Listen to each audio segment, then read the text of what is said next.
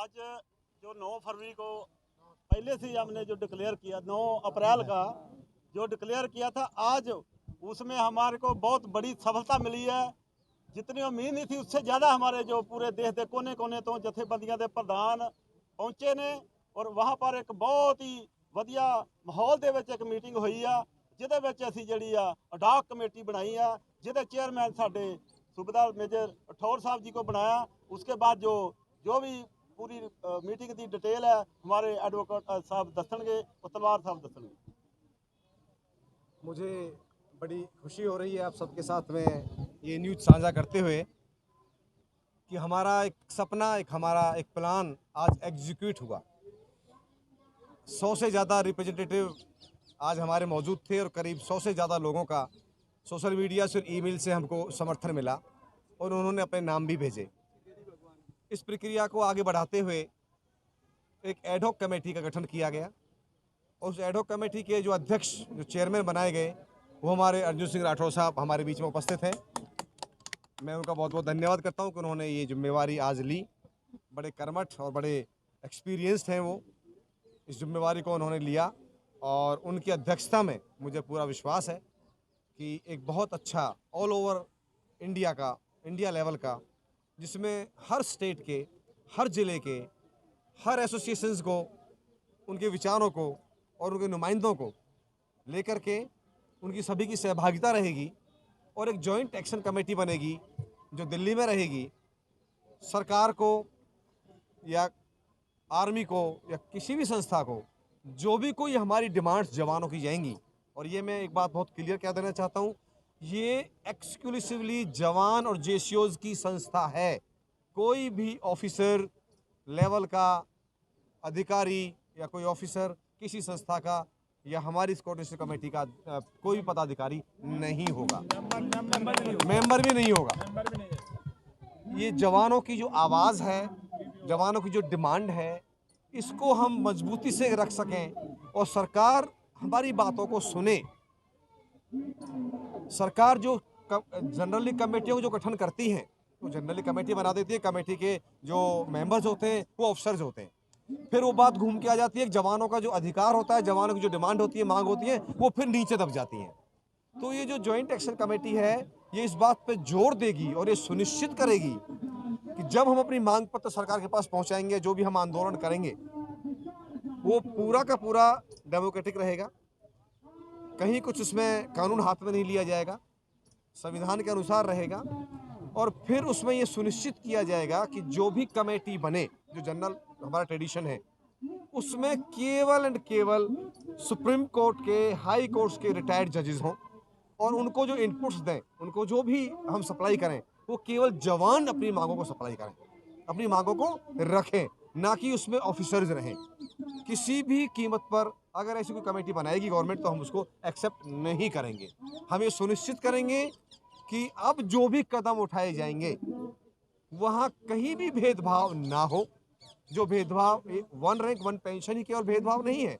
सेना में जो शोषण हो रहा है, बटमैन प्रथा है, इक्वलिटी होनी चाहिए, चाहे वो एमएसपी का है, डिसेबिलिटी है, विडो पेंशन है और बहुत सी चीज़ें हैं।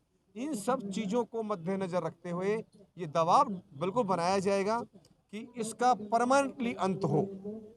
इस संदर्भ में आज ये जो एडहॉक कमेटी का गठन किया गया है और मुझे आशा ही नहीं, पूरा विश्वास है कि एक बहुत बड़ा आंदोलन का रूप ये कमेटी देगी और बहुत ही सुनियोजित ढंग से ये कार्य करेगी।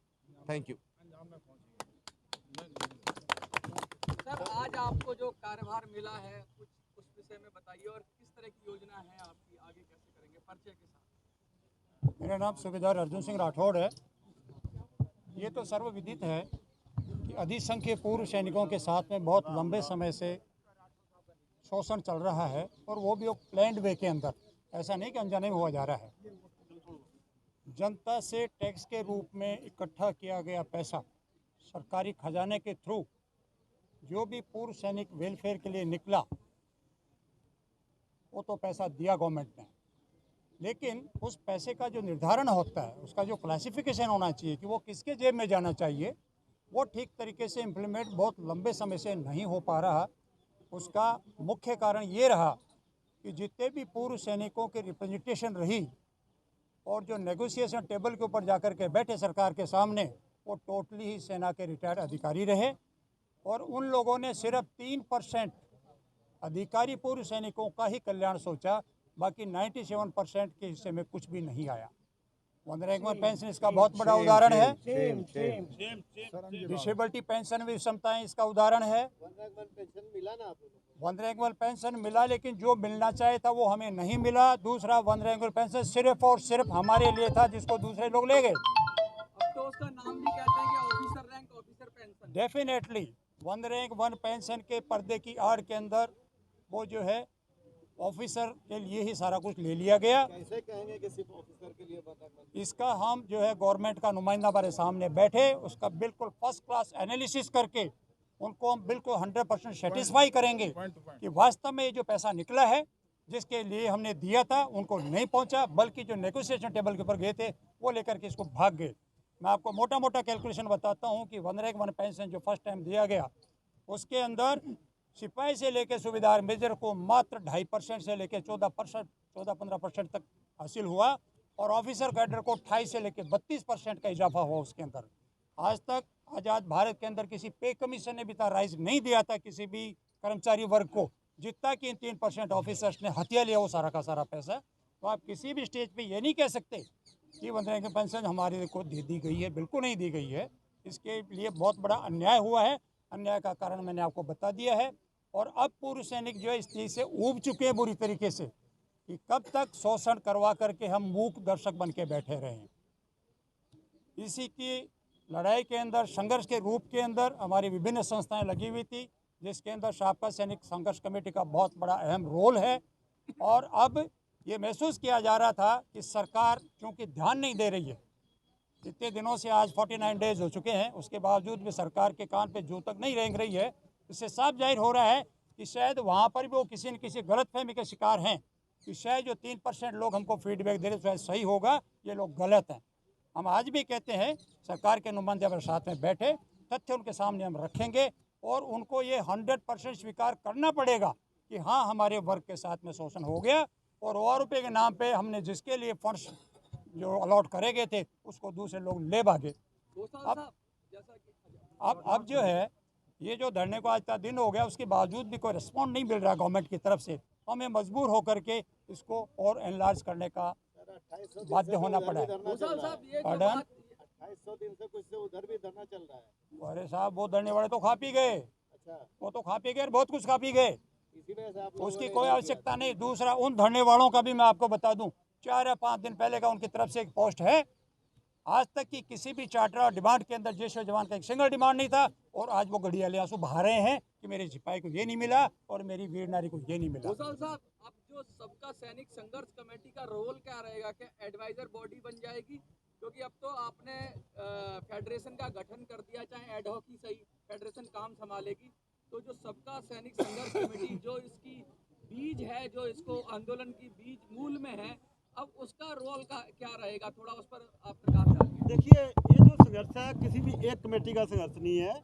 हमारे को जो हमने 20 फरवरी को दिया, धरना प्रदर्शन किया है, बहुत बड़ा एजिटेशन हुआ था, और उसका हमारा कल साबका सैनिक संघर्ष कमेटी का निर्णय नहीं था। पूरे देश की जथेबंदियां ने हमारे पर विश्वास किया, हमारे को उन्होंने रिस्पॉन्सिबिलिटी दिया, तब हमने जो ये कोर्स ऑफ एक्शन लिखा। उसके बाद जो भी हमारा सहयोग मिला, पूरे देश की जथेबंदियां ने हमारे को समर्थन दिया, साबका सैनिक संघर्ष कमेटी को। लेकिन अभी हमने इस चीज़ की महसूस किया कि अभी हमारे को इसको संघर्ष को इनलार्ज करना पड़ेगा। इसलिए हमने जो है हमारा रोल रहेगा, हम यहाँ से भागे नहीं, जैसे कि दुष्प्रचार हो रहा है कि साबका सैनिक संघर्ष कमेटी भाग रही है। नहीं, हमने एक साझा प्लेटफॉर्म तैयार किया, जो हमारा पहले से हमारे मन की जो मंशा थी कि हम 2018 से हमने शुरू किया हुआ था एक्शन। हमारे एडवोकेट साहब ने जो पहले से हमारी प्लानिंग था, लेकिन अभी वो हमारी प्लानिंग हमारी जड़ी उसको भूर पड़ा था। हमने आज जो एडहॉक कमेटी बनाई है, उसके बाद जो साबका सैनिक संघर्ष कमेटी का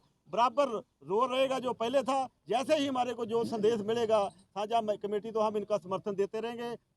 टिल जब तक हमारी कमेटी नहीं बन जाती, गठन मतलब संचारू रूप दे शुरू नहीं कर देती अपना, तब तक हमारी साबका सैनिक संघर्ष कमेटी जहाँ पर डटी रहेगी। और पूरा पैसे का हिसाब किताब हम जो है जहाँ से दे के जाएंगे नहीं, इनके समर्थन में रहेंगे। जैसे भी जो हमारे को ऑर्डर मिलेगा तन मन धन से इनका साथ देते रहेंगे। क्या रणनीति होगी आपकी जब वो लोग 28 देखिए, जैसा जैसा कि कि घोषणा साहब ने बताया तो कि कैसे अभी आप तक लोग ये मतलब अभी मंथन तक चले ये पाए? लग रहा था कि खाली एक ही संस्था चल रही है, लेकिन ऐसा नहीं है। ऑल इंडिया पे चल रहा था और अभी पिछले 3 तारीख को इसका पूरा एक एग्जाम्पल सामने सेट हुआ कि तमाम डिस्ट्रिक्ट, इवन ब्लॉक और तहसील लेवल के ऊपर भी तमाम पूर्व सैनिक संगठन जिनके अंदर जैशो जवानी है केवल, उन लोगों ने एक धरना प्रदर्शन रैली के रूप में जाकर के अपने अपने कलेक्टर जिलाधीश के माध्यम से माननीय राष्ट्रपति महोदय, प्रधानमंत्री जी और रक्षा मंत्री जी के नाम पे ज्ञापन हमने भेजा है। शायद सरकार अब इतनी तो अंधी बैरी गूंगी नहीं है कि उनको ये नहीं पता चला होगा कि पूरे हिंदुस्तान के अंदर पूर्व सैनिक उठ खड़े हुए अपनी मांगों के लिए। उसी चीज़ को और विस्तृत रूप देने के लिए और लार्ज स्केल के ऊपर हम इसको आगे बढ़ाना चाह रहे हैं। इसके लिए आज एक जॉइंट प्लेटफॉर्म का गठन किया गया है और इसके अंदर तमाम डिस्ट्रिक्ट के पूर्व सैनिकों का इसके अंदर प्रतिनिधित्व होगा। और जितनी भी संस्थाएं आज जो हमने डिसीजन लिया, मीटिंग लिया, उसके अंदर कम से कम 200 संस्थाओं ने इस प्लेटफॉर्म को समर्थन दिया है। और निकट भविष्य के अंदर जैसे ही ये सुचारू रूप से इसका काम दिखाई देने लगेगा, दूसरी संस्थाएं बची कुची हैं वो भी हमारे साथ आने के लिए मजबूर होंगी, एक बहुत बड़ी ताकत बन के उभरेगी और हम सरकार को मजबूर करेंगे कि हमारी ड्यू डिमांड्स को फुलफिल करे हर हालत के अंदर।